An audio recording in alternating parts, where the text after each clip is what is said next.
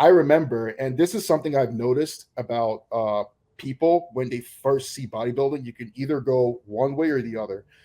I was enamored. I couldn't believe a human being could even look like that. I was like, is this real? Like this is impossible. And my friend was the complete opposite. He was like, this is gross, you know?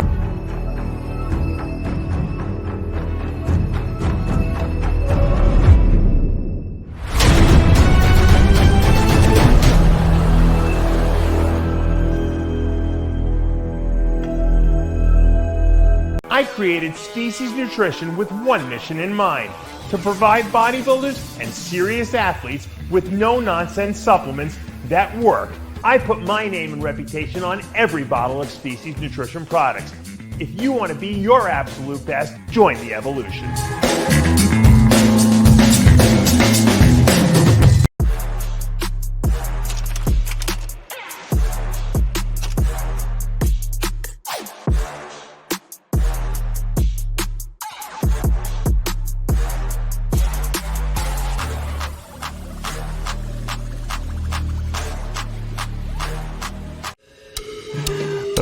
You're fine. Like I said,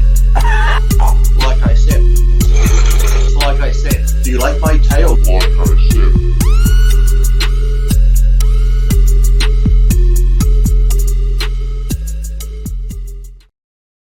All right, Lee Priest and I are back again for another installment of Iron Rage. Lee, a lot of people have been telling me, first of all, before I start, I got to tell you, I love that shirt you're wearing. You like that? Where'd you get that? Four-time indictment champion with his indictment rings on. You should have. They should make one of those shirts for you, like 4-time suspended champion. You know, Lee Priest. I think I was suspended 7 times. So, so you're on the record. Okay, but I do like the shirt. Who said that to you?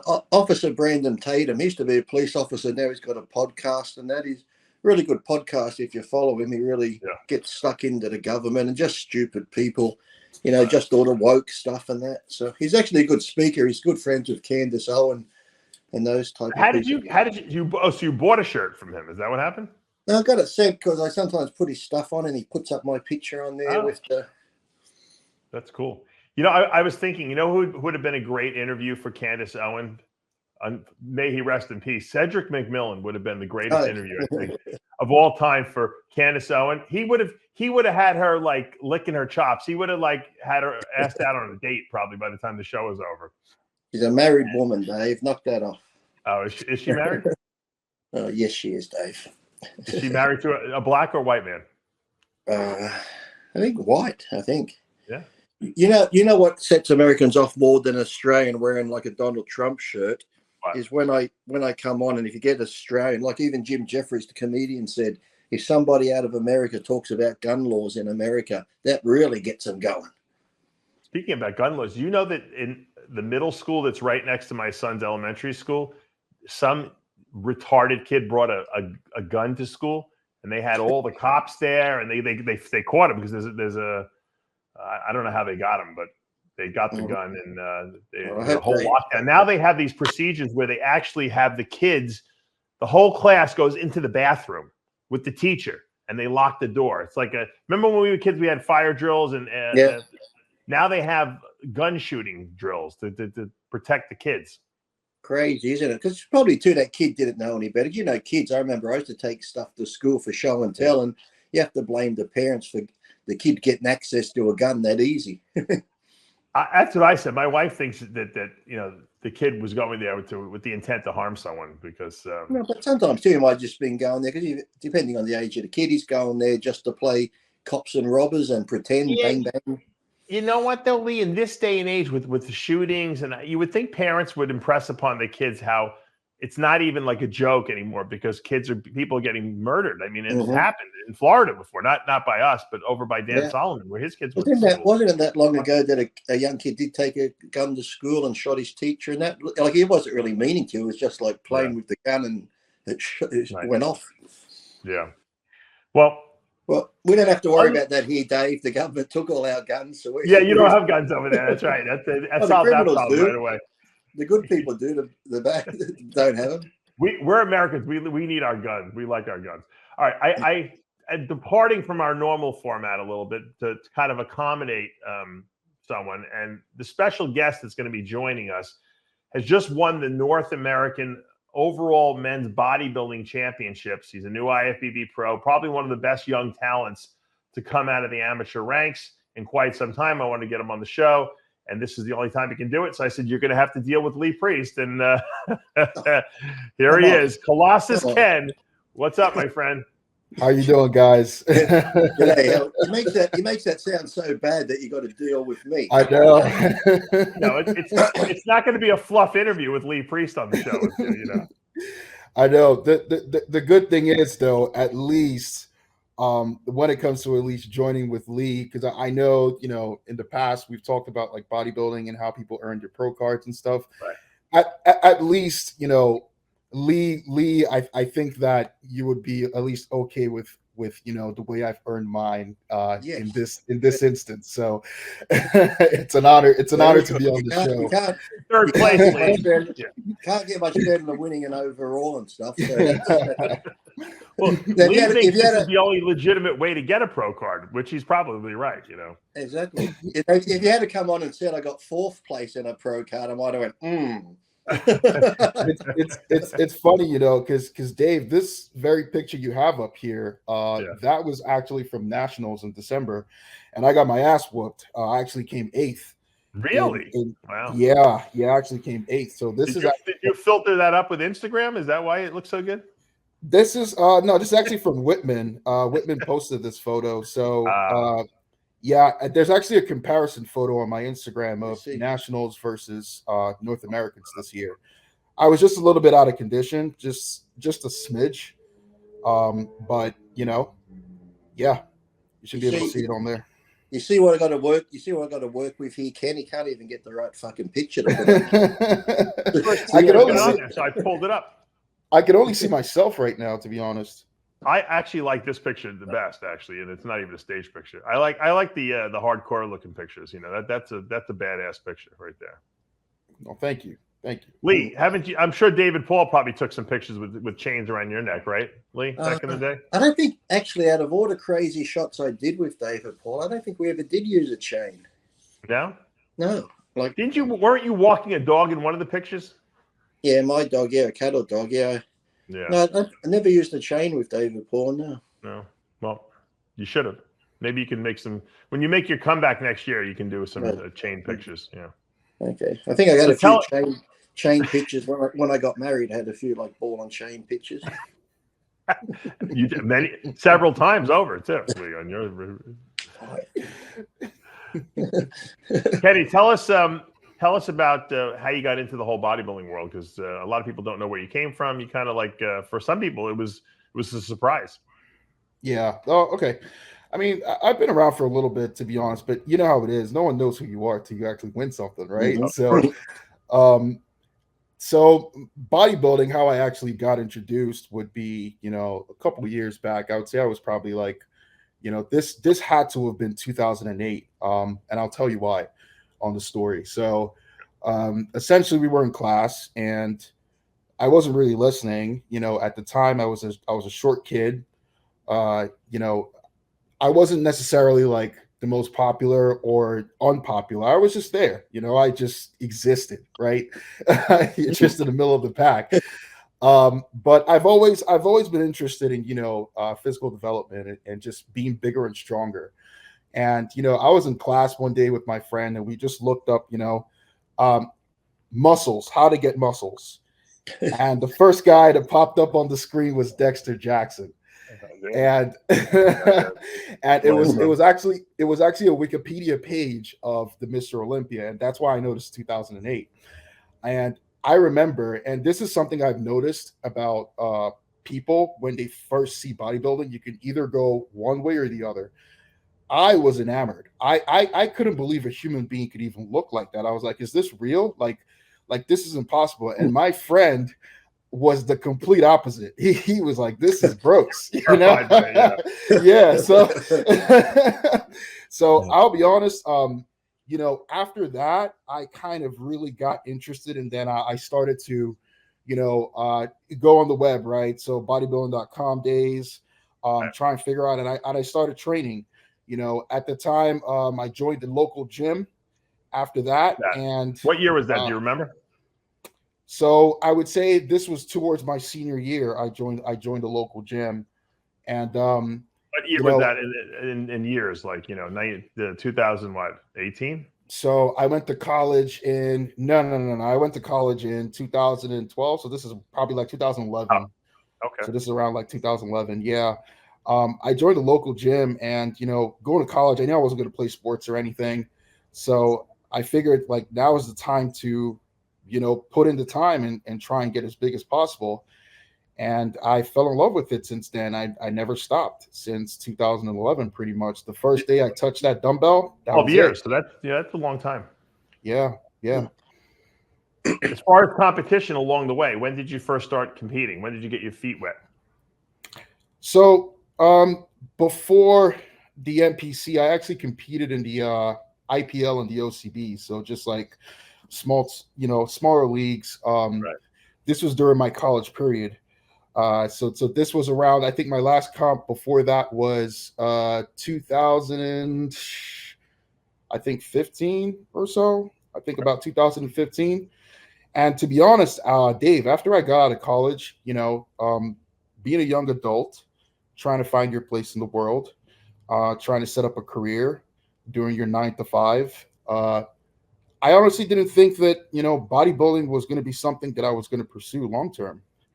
Interesting. And then the C word happened, right? You know, I always trained. You know, I always trained in the gym. You know, I also did powerlifting competitions as well during that stint where I wasn't competing in bodybuilding.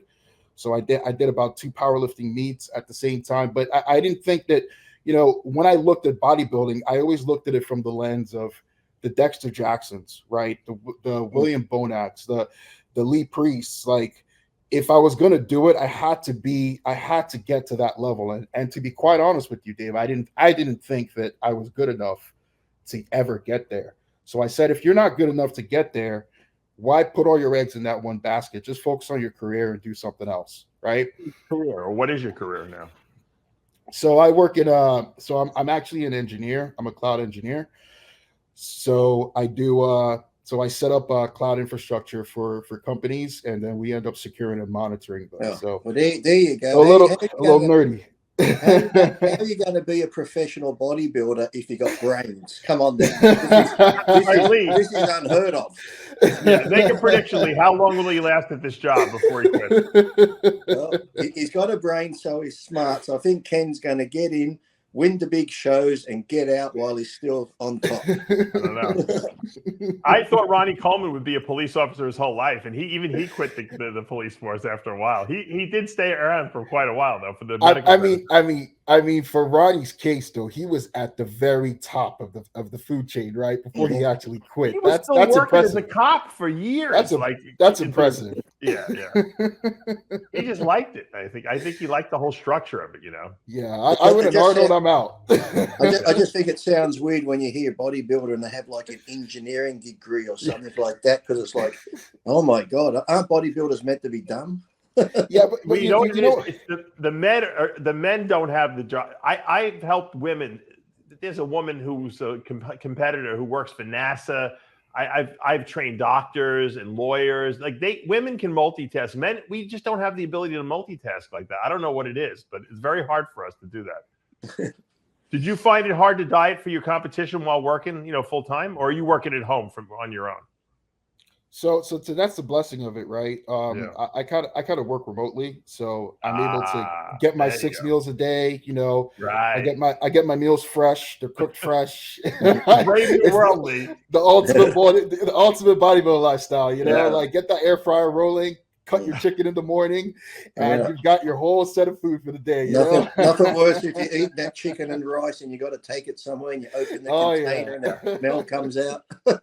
You know, I wonder. I hear commercial real estate is doing really poorly because people aren't working in offices anymore. They're working from home remotely, and it's cheaper for the business not to have a huge office space that they have to rent. I mean, you're an engineer. I mean, do you see less and less people going into an office in the future, Ken? Yeah, I mean, to be quite honest with you, productivity wise, it's actually better for a lot of companies. You'll find that, when you work in an office space, people do a lot of just, you come in the morning, they sit around, how was your weekend, whatever, an hour's gone, they have their breakfast. So there's a lot of time spent doing nothing, just wasted, versus when people are actually, home, they get to concentrate and their job productivity typically goes up, their quality of life goes up. They're able to see their kids, they can pick up their kids. If their kid is sick, they can stay home with them. So it's like you have a happier employee, you have a more productive employee. That's typically how it goes. Now, a lot of the companies that end up complaining about a lot of things like this are the ones that have spent billions of dollars on campuses, right? And those campuses end up being empty. So they want to get back their ROI. They want to get back the ROI on what they spent, right? Because some people are not that responsible. Like if they don't go into an office, they're not going to work. They're going to be watching cartoons at home or something like that on Nickelodeon. Like Lee be watching Woody Woodpecker. No, I never had to like work in that, but I always notice because I got a gym at home. I always notice if I train at home, I have much better workouts because I'm more focused. I'm not talking to anyone. I get in and get the workout done. And I always think to myself, I should just keep training at home. But then again, it's like you like a bit of a social atmosphere. So I go to the gym, but I always focus more when I train at home. That's for sure. I think that's where heavier in the struggle. gym though. Yeah, that's where some people struggle. So bodybuilders, we're used to being alone all the time. So it's perfect for me. But I think that's where the working from home for some people, that's where it's a struggle, where they need that social aspect, to talk to people in the office because they have nothing else outside of that, right? Outside of that realm, they really have nothing else. So sometimes that's where the drawback is. But to be quite honest with you, in terms of pros versus cons, I think it's the future. I mean, it costs way less for a lot of companies. You're able to actually hire people on a global scale versus, within your location. So it increases your skill set. There's a lot of pros. There's a lot of pros to it. And I think ultimately the employee is happy, which in turn, relieves productivity. So how tall are you, Ken? Who wants to know? On a good day. So I'd say I'm about 5'6". So, all right, so you're like Lee's height then. Yeah. So Lee, can you take him out? You think if you put on your posing suit next year? Oh yeah, I'll be 50. I'll be 52 next year. Yeah. You might see him in the 212 division, in your warm up for the Masters Olympia next year. I told Kamal you're coming from. That's the thing. I'm not going to the 212 though, Dave. No, I'm breaking Lee's balls because he's doing. Lee. Okay. I'll upset some people. Ken's a real bodybuilder. He's not going to the 212. He's going to the Open. So take that, 212 people. That's right. I didn't say that, guys. It was Lee. I didn't say it. What did you weigh? What did you weigh on stage, Ken? I was 224. Okay, yeah. So you're obviously out of that class. But Lee, we're trying to get Lee to do Masters Olympia next year because Kamal won this year, and he's kind of like a 212 guy. Lee's around. Lee can definitely, match up with him well. And so I'm thinking, Hyde won the 212, didn't he? Yeah, but I don't think you should do 202. I think you should do the Open Masters Olympia. Dave, I got to get my feet wet again. It's been a long time, mate. Come on. You got to go for the overall title, Lee. I don't want any 212s asterisks next to it. I want you to have the Olympia title. Let me ask though, Lee, are you actually interested in competing again? Because I don't know. I kind of feel like your impact past post competing has been like significant. You know what I mean? Like I don't know what, like if you compete, like it will be great to see you on stage, but I kind of feel like the impact you've had since you've been around like a lot more lately, and you're very opinionated, which is what people love. I kind of feel like your legacy's already been solidified. I don't know what competing would do for you, like legacy wise at this point. It'd be more for the fans if I did, but like since that car accident, I've had a bit of atrophy in the chest and tricep. Look, if it ever came back and I was happy with how it looked and like I said, my last show was when I was 42, 2013 at the Universe. So if it came back, I could probably do it. But that's the only reason, because it's like my plan of retiring was, okay, just do one more show, retire and walk away. But the car accident sort of brought that on quicker than I planned. So occasionally I think it'd be nice to go out on my terms. But again, yeah, I wouldn't want to come back on stage and everyone gets so excited. Lee Priest is coming back. They're sitting in the audience. They announce me. They go, oh, fucking hell, what did he do?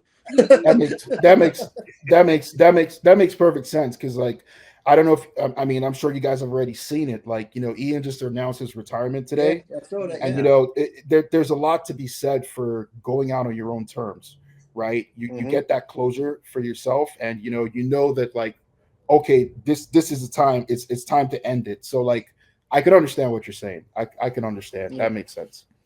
And well, even if I didn't compete, if it came back good enough, I'd prefer maybe just getting in shape and maybe just doing a guest appearance somewhere. Because look, that's what I always said when Kevin made that comeback, when Flex did, and look, they look great for what they achieve on the comeback. But when you're comparing them to the guys who are still competing now, that everyone just compared them to their old days. But I always said, if Kevin had got in shape like that and Flex did, and maybe myself, you get a few of the older generation people and just, instead of competing, just do like seminars and guest posings. That way, even if you don't look as good as you used to, people are still going to be like, hey, you look great. But you get up on stage, you know, comparing yourself to the new guys, all you're going to do is get ripped apart. And it's funny you said that, because that Olympia that Kevin came back, I don't know if you guys remember that press conference where he took off his shirt. Yeah. He looked crazy. And I like, Kevin's one of my favorite bodybuilders of all time. Like, if he just took off his shirt there and just did a seminar there, I would have been perfectly fine. I would have been perfectly fine. I didn't need to see him compete. You know, he didn't need to prove anything else. He'd already proved that he could come back at that specific time there, and he looked amazing. You know, so I'm with you on that. I'm with you on that. I think that, you know, if a lot of you legends, you know, if you're coming back, like, it doesn't make sense because people are going to compare you to your prime.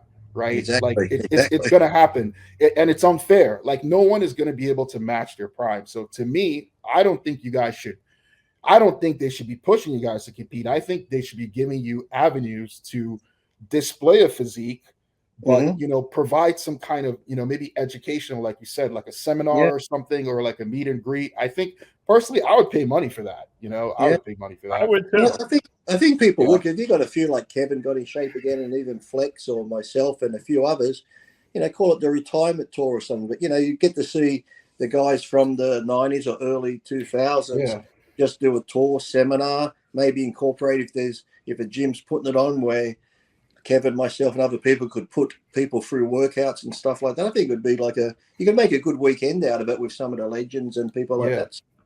Like a camp almost, like a bodybuilding camp. Yeah. We'll call it the retirement home. The retirement why do you why do you think that Iain retired? I mean, I don't know if you watched the video clip that he put up, but what was your feeling about that?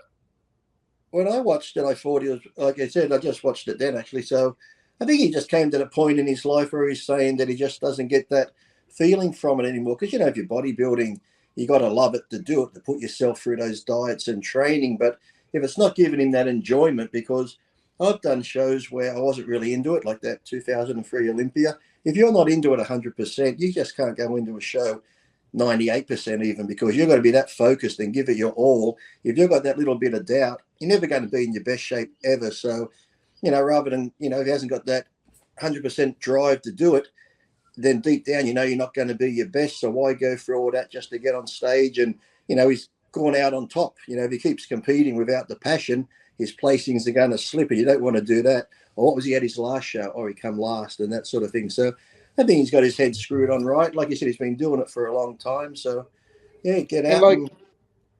And like you said, like what is Iain left? What is he left to prove? Like, the guy is the best Canadian bodybuilder. You know, like he's got, to me personally, Iain has nothing left to prove. Like, he's had a well-decorated career. He will have a lasting legacy as one of the best Canadian bodybuilders to ever do it. I mean, Canada Dry is literally synonymous with Iain Valliere, you know? So like, you know, So I think that he's had such a great career, and listen, he's also coming out on top. He's leaving the sport young. He said that he wants to have a family. There are things that he wants to do, Yeah. and I think as bodybuilding fans too, sometimes we're a little selfish. We want people to keep going till the wheels fall off. But he's here. He's saying, I want to leave on top because there's certain things that I want to do in my life that bodybuilding has not allowed me to do up to this point. And I think that's perfectly fine. The guy is he's smart. He's well spoken. He's also opinionated. So I think that he's going to have plenty of avenues to make financial means well after his career. He's probably going to be even bigger, in my opinion, after his competitive career. Just based on his personality and just what he provides in the industry right now. I was having a good laugh at some of the comments because when Ian's competing, because he has an opinion and people go either way, they like him or hate him. I was watching these comments because you always see some of the same people comment, and I was laughing because a few of the ones that keep bagging him and saying you should quit this and that. Now he's saying he's retiring, they're bagging him for retiring. I'm like, he can't please them all. You can't please them all. Here's my take on it, and you guys tell me if you think I'm off track or if I'm on track here. I think that first of all, Iain is very into bodybuilding. He loves it. I was there when he turned pro. Matter of fact, in Acapulco, Mexico, he won the amateur Olympia down there, and I knew this guy was going to be good, even though he was not even anywhere near as big as he is now. But over the years, and I've interviewed him before, he says that he gets really anxious and stressed out when he has to get ready for competitions. Obviously, the bigger the competition, the more it affects him, I think. And I don't think we see the best of Iain on stage because he takes the sport so seriously, which is what he should, right? And it stresses him out internally, and he doesn't enjoy the whole process. Like Lee never took anything serious, and that's why Lee had so much fun competing, and he always liked competing because it was a fun process. Whether he didn't care how he placed, he didn't care about what he said or what he thought the judges didn't or did like. He had a good time. I think Iain wasn't having a good time anymore, and it was creating so much stress for him that he wasn't enjoying the process anymore. But now that and I could tell that by when he said, hey, I'm sleeping better after I made this announcement. And he obviously is trying to justify the whole thing in his mind because he's saying, I talked to all my friends and everyone's so happy for me and everything. But at the end of the day, your friends are just happy if you're happy. I mean, right? So I think what's going to happen is I think Iain's only 32. He has no injuries, no health issues. I think he'll walk away from the stage for a year. And I think in a year, he's going to miss it. I don't think he's going to stop training. I don't think he's going to get smaller. He might get a little downsize a little bit, take a little off time. But I think eventually he's going to get back into training and he's going to rediscover his love of the sport. And once he does that, and do the Masters, Olympia. Well, he's not going to need to do Masters. He's only 32, Lee. If he, I'd say within a year or two, we're going to see him back on stage with a different mindset. And if you want to think about it, think about George Foreman. Remember when George Foreman came out? He was just an angry guy. Ali beat him, and then Jimmy Young beat him, and he quit. I don't know if you've seen that movie, Big George Foreman. If you haven't seen it on Netflix, great movie. Matter of fact, Chris Aceto told me David Zelon produced that movie, the guy who used to do the muscle camps back in the day, the Joe Weider muscle camp. And it's a great movie. And then when George came back, and he came back because he needed the money, but when he came back, he had a totally different take on life. He was a preacher. He loved life. He wasn't angry anymore. He was having fun with it. And he was super successful in his second run, and he actually wound up winning the heavyweight title back. We know that history. I think we're going to see a different Iain if he comes back, and I think we will see him back because I think he's just too young to give it up. I think he's put so much into it, and I think he really loves bodybuilding, but he's got to rediscover that love of bodybuilding. I think that's really where it's at. That's my take, at least. Well, we don't believe his take, Ken, because he's been saying this about Kai Green for the last 8 years. So, what about Kai Green? You keep saying he's coming back. Oh yeah, but I that's just because I want to see him come back. I don't really think he's coming back. I think like Iain has just so many opportunities that post retirement, I feel like the floodgates are just going to open that it may not even be worth it for him to come back financially or whatnot. I don't think it never is. But when you love what you do, and you can still do it at the highest level, and you don't have an injury, you don't have a health issue, sometimes you just get burnt out, and you Yeah. just need a break. And I think he was afraid to take a break because I think he thought people would judge him. And so now it's like, all right, well, I'm going to retire. And let me just tell you something about bodybuilders, and Lee you can back me on this one. Over the years, I've seen so many people announce their retirement and then come back and do another show at least 2 or 3 times after that. Johnny Jackson probably has retired 4 or 5 times in his career, and he's still competing, Everybody does. It's like, this is the Rolling Stones' final concert. 10 years later, here's another concert. Or Bruce Springsteen, this is my final tour. Right, 10 years later, they're still touring. It's like, yeah, exactly. It's hard to give up, I think, sometimes. But to competing, I didn't mind giving up. The nature of the beast. You know what it is? What happens is when you take a break, I remember when I was a long distance runner, and I was obsessed. I would run 10 miles every single day, and I didn't even want to compete. Like I didn't even want to race on my high school track team. I mean, not my high school, my college track team. But I was so good, I had to. And so I made it. I was miserable because I was running, and I didn't really want to do races, and I was just burnt out. And I remember I quit the team, and I took a couple days off and I relaxed. And after 2 weeks, I missed it. I was like, I just needed a break. I just didn't give myself a mental break. And some people just need a mental break from it. And I think that's where he's at. And I could be wrong. Maybe we'll never see him on stage again. But I think we're going to see him back again. He's too young to quit. So speaking of stage, what's your plans, Ken? What are you looking for now as a pro debut show? So let's be honest here. Every athlete's dream, bodybuilding is to make it to the Big O, right? So, I won the North Americans, but in order to play with the big boys, I still need a lot of work. Let's put it out there. Let's be honest. Well, what do you think you need work on? What body part? So first off, just overall size. In order to compete, with the top of the top, I definitely need to get bigger. And I definitely think my back needs to come up a little bit more.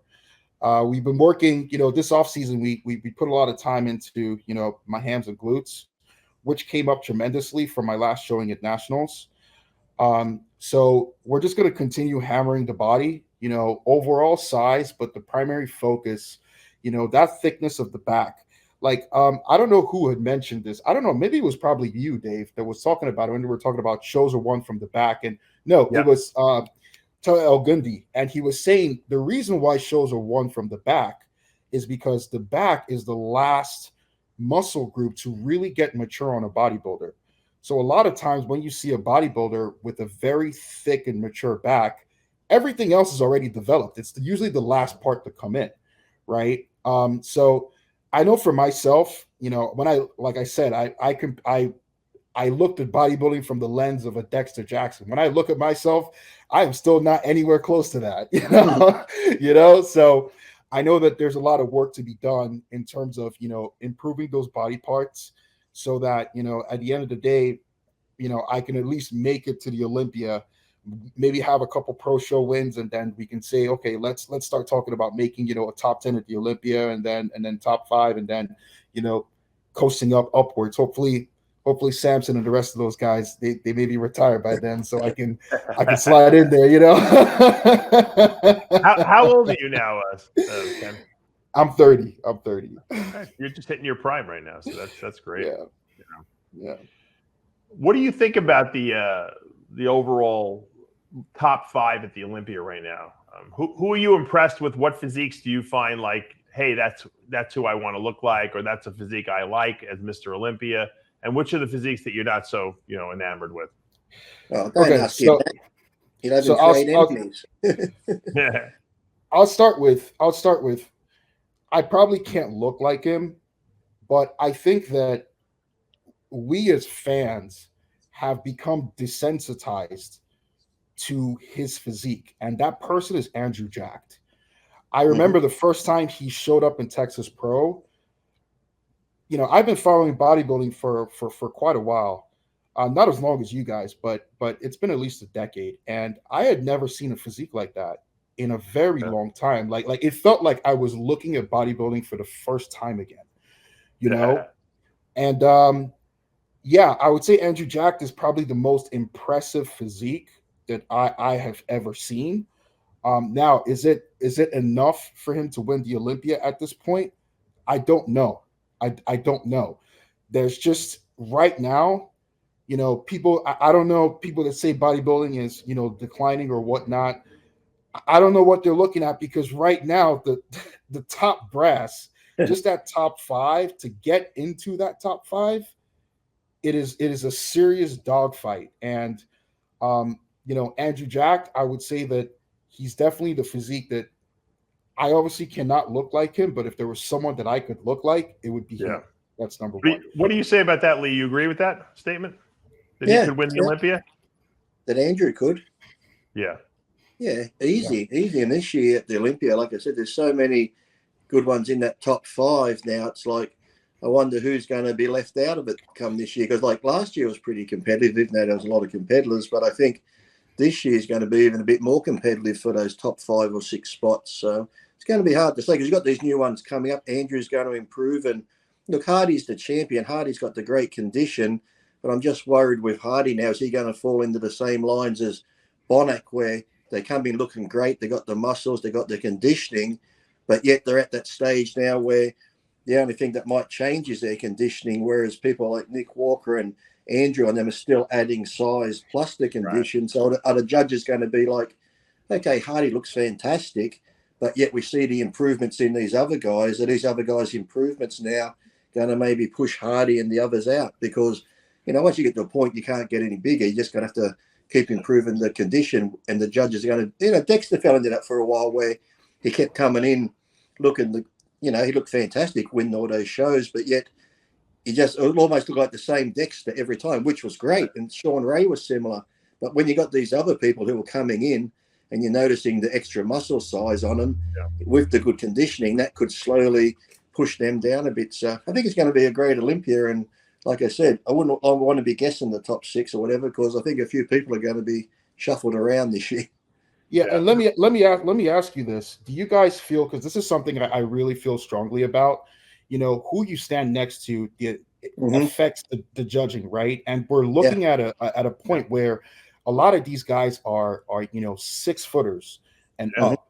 So I think that prior to that, like, and we saw that in the Arnold. Right, Nick was the only guy who was a little bit shorter, which I think was part of what affected that judging criteria. Now, if a lot of these top guys are approaching that 6 foot range and they're all going into the Olympia, do you guys feel that could potentially affect how we see the top 5 moving forward, where we're going to see a lot of these taller guys? Because once you have 3 or 4 tall guys, of Samson and Andrew, all standing at the same time, comparing to a guy who's 5'6", 5'7", it kind of skews your judging a little bit. So do you guys feel like that's going to affect, the judging criteria at some point, within that top bracket? I think it has already. I think that the Arnold proved that. I mean, I was going to ask you guys, of Andrew Jack and Samson Dauda, who I think match up very well with each other and who's power over everyone else in that lineup. Who do you think? Who do you like better of those 2 guys? I mean, who has the better physique?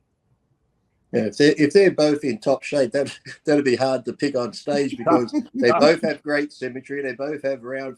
To me personally, I think maybe Samson to me looks like Andrew has that real chiseled, like this sort of look, whereas like a real square, like just he's very like this. Whereas Samson, he seems more rounded. They're both great, and like I said, it'd be hard. I wouldn't want to be judging if they're both at 100%. You could flip a coin; it'd be hard to. You'd be getting down to the nitty gritty. I was Dave. I was telling Quinn the other day. I'm the only Nigerian that doesn't seem to be 6 foot for some reason amongst them all. What the heck is going on in Nigeria now between you and Andrew and Blessing and what's the other guy's name? Quentin Araya. Quentin Eastwood. I was like, I don't know.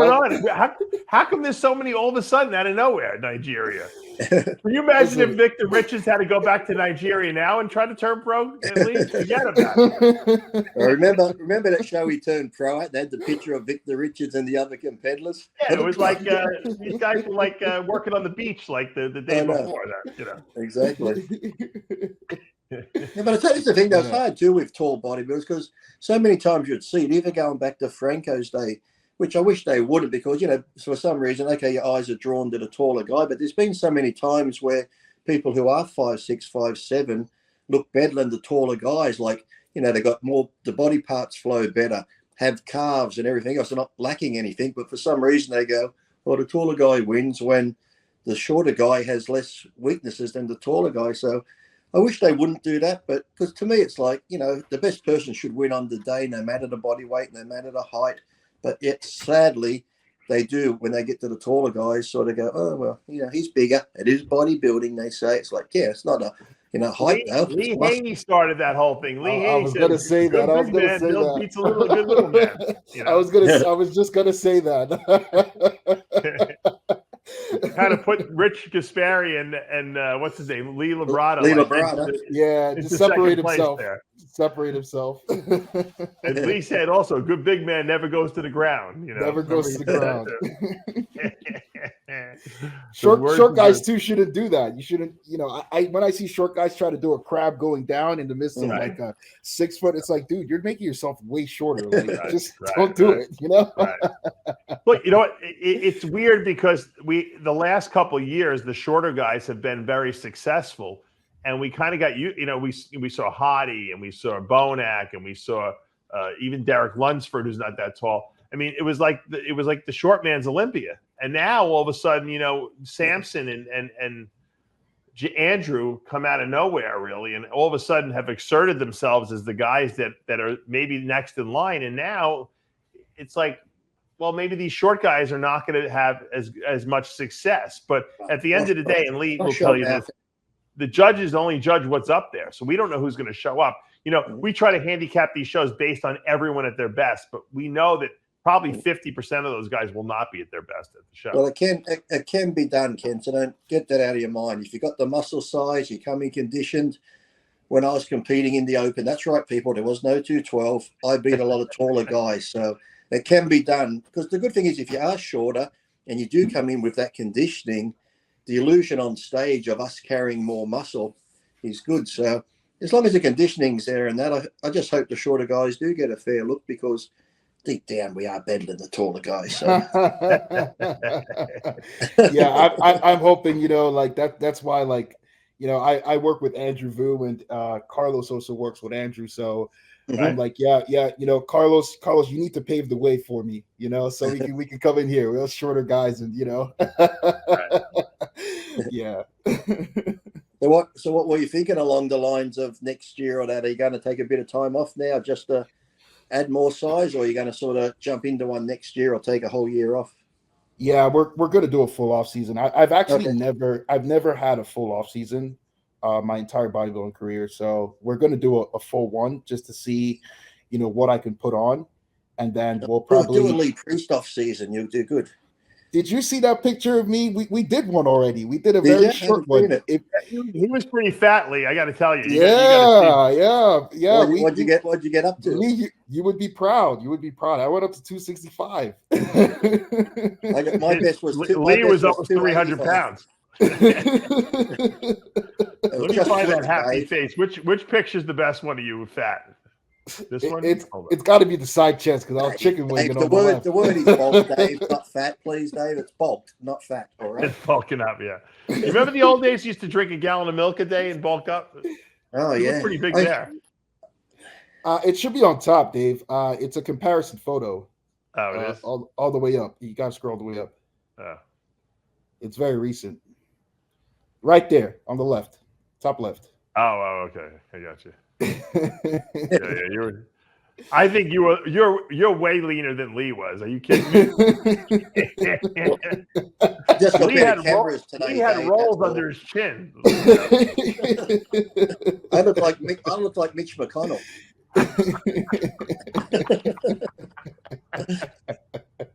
That's good. Hey, Lee, what do you, since Andrew's here, maybe since Ken's here, we got to involve him in some of our other discussions because he's obviously can roll with the best of them. What do you think about? Did you see this alien that they photographed walking on the shores of Bolivia? An alien. There's an alien. Yeah, they got a picture. Just walking along the beach in Bolivia. Just a viral photograph has been captured of what appears to be a semi-transparent alien walking alongside the Pilcomayo River in Bolivia. What's he looking for? His spaceship? I don't know. What do you think? I don't know. With AI now, with AI and all the stuff they can do with graphics and stuff, how do you know it's not CGI alien walking along the beach? And why Bolivia? Why would an alien just stroll the beach of Bolivia? Yeah, I want to see the video first before I can give a. Well, what do you think about? I mean, everything's aliens now. Like, are they trying to distract us, from all the real issues of the world by telling us now aliens are real? Of course. Well, seems to be on the agenda lately. It seems to be a lot of them just popping up. I've been listening to some of these podcasts where they have these alien, now all of a sudden the UFO chasers that were the lunatics that everyone thought wanted to be put in a mental hospital. Now they're the most popular guys because now the government's saying, well, we think there's aliens. We have some evidence, that we but it's classified. So now all these alien guys are they're like getting them on all the podcasts because now these guys have all the information that now people want to listen to. Whereas 5 years ago, they were cuckoo birds, they were branding them as. But have you noticed now people aren't even really, they say it now, people go, oh yeah. It's like, so if they did actually show a real alien, people are just like, oh yeah. Well, until the aliens come down and give a speech, in front of the Capitol building in Washington, I don't think anyone's going to believe it really. It sounds interesting, but no one really, there's no reality to it until we really, see someone come down here and talk to us. I just think if an organism has the technology to travel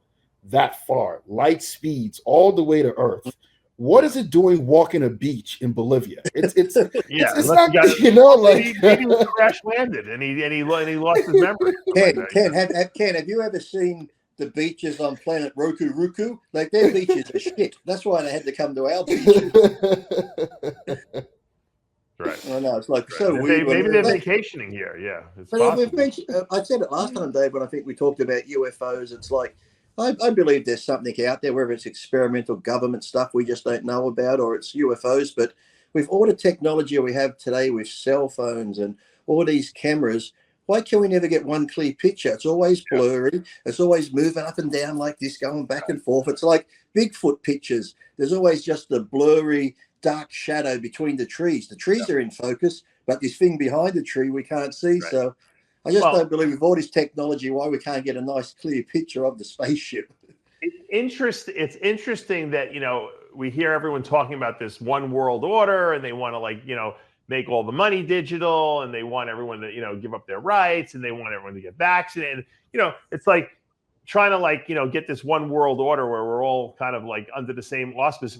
Nothing would make that job easier than if we had an alien threat, right? Now the whole planet has to unite against this alien threat or the potential of an alien threat. So we'll give up some more rights to the government to protect us against the aliens now, right? Well, that's the latest conspiracy thing going around now, like they did with the sea when they put us into lockdown. They reckon the next thing is going to be they're going to fake like a alien attack on some small town and this and that. So be like the radio announcement, War of the Worlds, stay in your home. They're attacking. Yeah, well, and they'll probably take out the new Freedom Tower in New York City because it seems like that's what they get. They got to take out something in New York, like a big building, for us to get nervous and shit like that. Look, if the people want the aliens to take something out that the people can agree with, take out the Capitol building when Congress is in session. That'll be great because then all the Americans take out all the politicians all at once. That'll be good. That's the movie the series that you and I watched. What's the Designated Survivor? Designated Survivor. Yeah.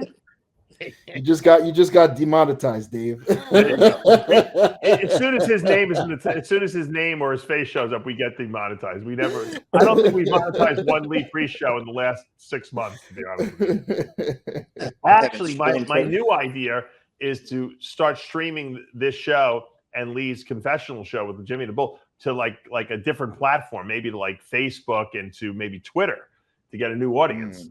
That's what I'm thinking. because it's not bad. Or like a Patreon too. Patreon works. Yeah. I don't want people to have to pay for it, but I think that Cali Muscle gave me the idea. Cali Muscle makes $50,000 a month on from Facebook. Wow. How do you make money on Facebook? He puts all his stuff on Facebook, and I didn't know Facebook even paid, but evidently they do.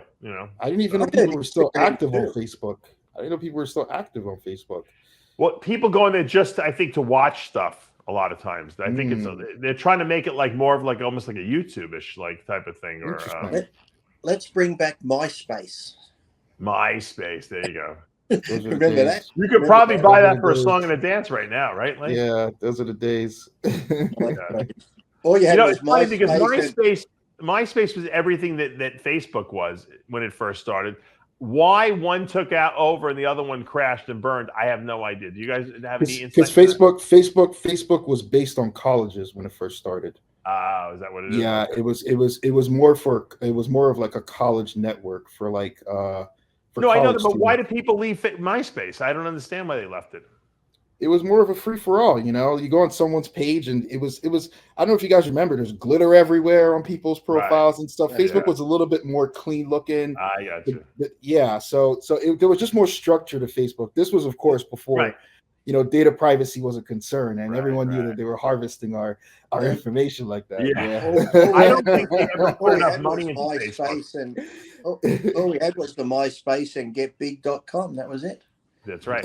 I think that they didn't put enough money into MySpace because I think the reason why Facebook survived is because they got major investments from Silicon Valley. And then, when Instagram came around, Facebook wisely bought Instagram, which for a ridiculous amount of money, but they got rid of their competition by basically assimilating them, Now you got TikTok. Who was the guy? That's a Vine too. You'd always get messages from the guy at MySpace. What was his name? Oh yeah, what was his name? He had his own profile. That kid, right? Yeah, I forget. He had like a great smile. Just talk to you like a robot. Would send you messages. I can't remember who it was. Yeah, but Facebook's always been good at that. They did that with remember Snapchat was big too. They kind of took that same product, and then they incorporated it in Instagram and they kind of killed them too. Vine, the same thing. They did that to them. So I think they're trying to do that with TikTok now, which is why, on Instagram, even YouTube is trying to fight that with the shorts. You see a lot of these short videos happening and stuff like that. So doesn't Facebook own WhatsApp too? Yeah, they own WhatsApp. Yeah, they own WhatsApp. That's crazy. Yeah, that's a lot of real estate. Though. Imagine making an app where you just think, I'm going to do this little app, and then down the track, like the people that did Instagram and ended up selling that for how many billion? Imagine just making an app that you could sell for billions of dollars. You want your business model right here? We can make it right here, the three of us. And then we'll be suing each other in 5 years or 10 years down the road because whose idea was. All you got to do is you can start anything, and you need probably about 10 million, okay? Because what you need to do is you need to hire Kim Kardashian to post on there. And if you get Kim Kardashian under contract, that new social media venue will blow up through the roof. It's about getting the right people. I think when TikTok first started, their whole shtick was Jimmy the Bull put up a 3-second video and he got like 5 million hits on the thing. There's no way 5 million people watched that stupid thing he put up. But I think TikTok was overinflating all the views because they know that people are like, oh, they love me. I'm going to stay on TikTok. I'm getting millions of views on my videos. And that's how they roped everyone in. And now, but isn't it funny when you mentioned Kardashians? If they just like when they have their babies and they hold their baby up and their baby's wearing this little onesie, and all of a sudden that store just sells out of those onesies. Yeah. Like, what the? They're money making machines. They're money making machines. Unbelievable. The marketing. Anything they wear or they present, it's going to make millions. Millions. If I hire Lee Priest, to sell a T-shirt for me, I might sell 1,000 T-shirts. If I hire Kim Kardashian, I'm going to sell 10 million T-shirts. And you got to open a factory just to meet the demand. It's unbelievable. But you have to invest money in these people because they don't come. I think she charges $1 million per post on her Instagram. Wow. Well, next time, Dave, you want me to sell a shirt of yours? I'll wear the T-shirt and I'll show some camel toe. You'll sell out then, if that's what it takes. If that's what it takes to sell. I'm glad you're ready to take one for the team, Lee. That's very nice. If I have to lay on a beach naked in your t-shirt, Dave, to sell it, if I have to use right. sex to sell, then okay. That's right. Ken, what title would you like to win? Well, I mean, obviously we all want to win the Olympia, but but realistically, like when you watch these shows, like what would be the first show, like New York Pro, Tampa Pro? What do you think would be your first title? Assault, so to speak. I think the two that I would like to win, to be honest with you, is of course we're both from the East Coast, so New York Pro is important to us. That's a show that every East Coaster wants to win, so I definitely want that title, especially with the ring. And I would say Texas Pro, for some reason, Freddie's team, they're doing a hell of a job with that show over there. Yeah. Like I'm hoping Andrew can release his stranglehold on that show soon, so someone else can take it because the production, the lighting, just the presentation, everything. I mean, they even increased the prize money because they did so well on the stream. You were there, right?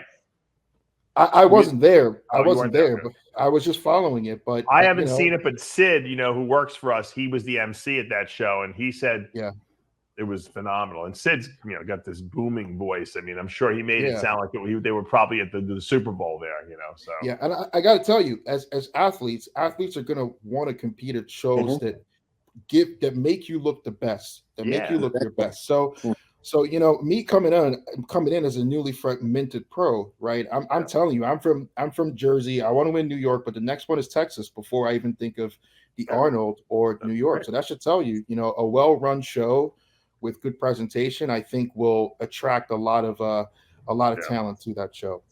I'm going to be in Jersey. I'm going to be in Jersey in October. Ken and I are going to train arms together. I know. I saw it because I actually trained at Apollo Gym. That's the thing. There you go. We got to get you guys hooked up for a workout there. I'm going to have Sid come and videotape it. How about that? The shorties are going to have a workout. That's right. So Can you still keep up with him, Lee, strength-wise? No, not anymore. I just go for a pump, Dave. Forget the strength. You're doing the old. Lee's doing the old beach workouts now. I'll put Ken through a workout, and when he says Lee, Ken knows what the beach workout is. Ken, right? What's the beach workout? The beach workout is the guys go to the gym, they train arms and chest, and then they go to the beach. Arms and chest. That's Jersey Shore right here. I'm getting down. As I'm getting older, I'm just getting down to forearms and calves. That's all I show: forearms and calves. Lee, if you never trained your arms again, they wouldn't go below 20. I'm convinced. Well, that's all I got left. So that's all I train. Just so if you wear the shorts to your knees and shirts that come to your elbow, that's all people see is your forearms and calves. So that's all you have to train. There you go. All right. Well, Ken, I want to congratulate you on the huge win at the North American Championships and that IFBB Pro card that you secured. You're going to be your name is going to be added to the likes of Dexter Jackson, who won the North American, I believe, back in 1998. So that's got to feel great to be in the annals of bodybuilding history now, and hopefully we'll get to see you maybe on a pro stage next year. Thank you, Dave. No, I appreciate it. Like I said, I've been watching this show for years, so it's kind of surreal to me to even be sitting here and discussing with you guys. But I appreciate it, and definitely look out for me. 2025. You're definitely right. You're taking the year off. I forgot. Yeah. Have any sponsors to plug? I was going to say, here's your chance to plug. I actually don't have any sponsors, so any sponsors. Ooh, there you go. Yeah, so any sponsors that want to contact me, I'm definitely available, and we can definitely. You look good in a nice bright green species top. There you go. We have to have a discussion with Ken after this is over. But I definitely want to shout out. My team, who's always been behind me. Andrew Vu, my coach, Sid Rai, my posing coach as well. My girlfriend Morgan, and Suleos, and one of my best friends, Brian. These guys believed in me way before I even believed in myself. Before I even thought I could ever turn pro or even be a good bodybuilder, they were the ones who pushed me to get to this point. So I definitely want to shout them out on this, and I'll leave it at that. And how about we give you a little plug for your Instagram? Go to Collosus_Ken and follow Ken because he needs more followers. And I think that doing some great stuff out there. You got a real job. You got your act together, and I'm excited to see what your future holds for you. Thank you, Dave. Appreciate it. It always sounds funny when you say a bodybuilder has a real job. Like I know. It's very rarely do I get to say that, It just sounds so foreign. A bodybuilder has a real job. We're taking bets on how long it lasts, but for right now, he doesn't have a sponsor, so he's good. Don't quit his day job yet. Yeah. Ken seems pretty smart. Especially he's taking a year off, Lee. Got to pay the bills, man. I want to see Ken 275 when I come there next month in October. Lee, when we hang up, send him the Lee Priest bulk up diet, okay? That's easy. Just eat anything. There's no rhyme or reason. Just buy him a gift certificate to, or one of those little gift cards for Kentucky Fried Chicken, right? Like when I went to Hawaii, McDonald's sponsored my trip for 2 weeks to Hawaii, and they actually gave me a gold card that I could go into McDonald's. Wow. You told me that. I was very jealous when I heard that. That's so. I stayed in this hotel right near, just across from the beach in Honolulu, and there's a McDonald's downstairs. I was there for 2 weeks. By the end of the first week, in the morning, I've actually eaten at that McDonald's, Lee. I got to be honest with you. Yeah, but I had that many homeless people because I'd go in and just buy heaps of food, and I was taking trays of McDonald's out to the homeless people. By the end of the week, you told me that. That's so funny. It's funny. I don't know if you guys saw this a couple of months ago. McDonald's did something with Marcus Rule. There was like oh yeah, he was on the what do they call it? The bowls, the fried chicken bowl or whatever. Wow. Over there in Germany. I don't know what it was, but yeah, I thought that was pretty cool. Like I didn't know that. I got to get Marcus on. Now I got to get him on the show and talk about it. They're probably saying that we don't have hormones in our meat, and they had his. Yeah. Remember when Eugene Mission did that commercial? With the syringe sticking out of his arm, he's like, I don't take the no hormones. Who's actually contacted me. I'll have to get him on too. I sent him a couple of my diets. Willie Stallings, I've been chatting to him a bit on Instagram. I love Willie. Yeah, Willie and I competed against each other. So yes, twice. He beat you. He told me. He did beat me, yes. He beat me in the overall. Hate to bring that up, Dave, but he beat you. Yeah, well, there's a lot of people have beat me over the years, so just like a lot of people have beaten you over the years too. So there's no shame in losing to Willie Stallings. It's very good. They only beat me, Dave, because they were taller. They didn't look better. That was it. That's my excuse. Yeah. Lee's got the problem. No guy my height ever beat me. Yeah. What about Sean Ray? Yeah, but he only won because he got the name. All right. Well, we're gonna wrap this show up. Thanks, Collosus Ken, for joining us. Lee Priest, as always, and we will be back again next week with another installment of Iron Rage.